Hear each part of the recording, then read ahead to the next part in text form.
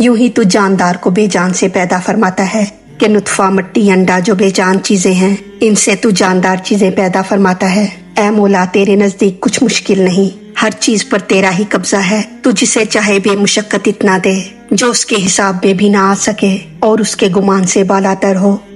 आऊज़ु बिल्लाहि मिनश शैतानिर रजीम, बिस्मिल्लाहिर रहमानिर रहीम।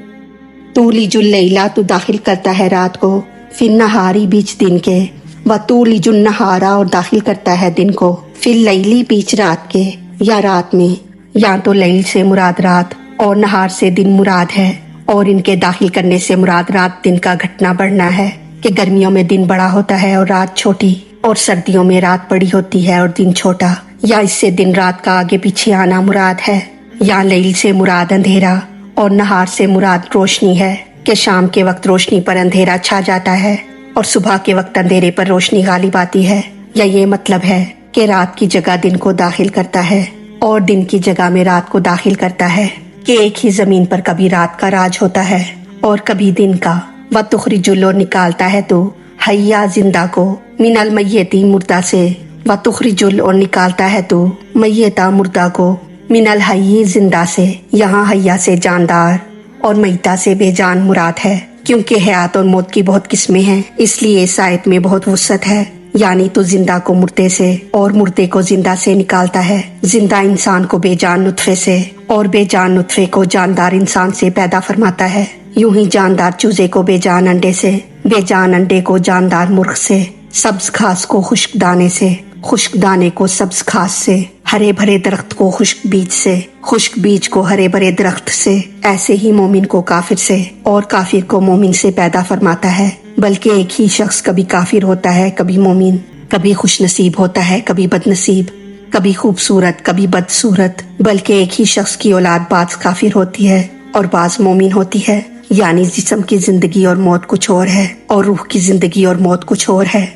फिर जिस्म के अज़ा की मौत और जिंदगी भी अलहदा-अलहदा है। आंख की जिंदगी नूर और इसकी मौत अंधापन है।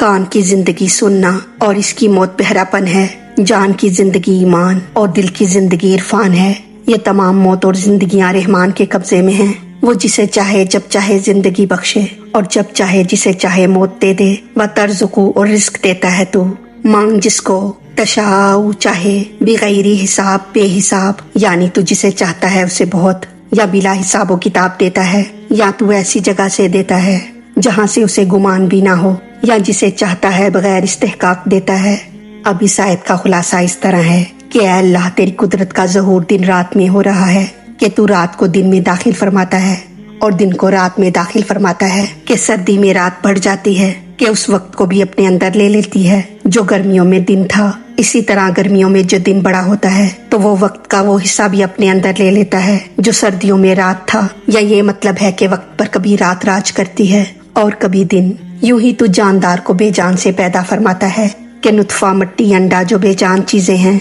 इनसे तू जानदार चीजें पैदा फरमाता है। ऐ मौला, तेरे नजदीक कुछ मुश्किल नहीं, हर चीज पर तेरा ही कब्जा है। तू जिसे चाहे बेमुशक्कत इतना दे जो उसके हिसाब में भी ना आ सके और उसके गुमान से बालातर हो, और जिसे चाहे मुशक्कत के बावजूद रोजी हाथ ना आए। या ये कि तू जिसे चाहे वो माल दे जिसका क़यामत में हिसाब नहीं।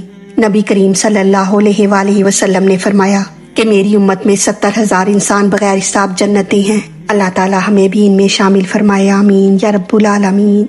अल्लाह ताला हमारी गलतियों को माफ फरमा कर हमारा पढ़ना सुनना अपनी बारगाह में कबूल फरमाए। हमें दीनों दुनिया की तमाम नेमतें अता फरमाए और हमें अमल की तौफीक अता फरमाए, आमीन या रब्बुल आलमीन। वमा अलैना इल्लल बलागुल मुबीन।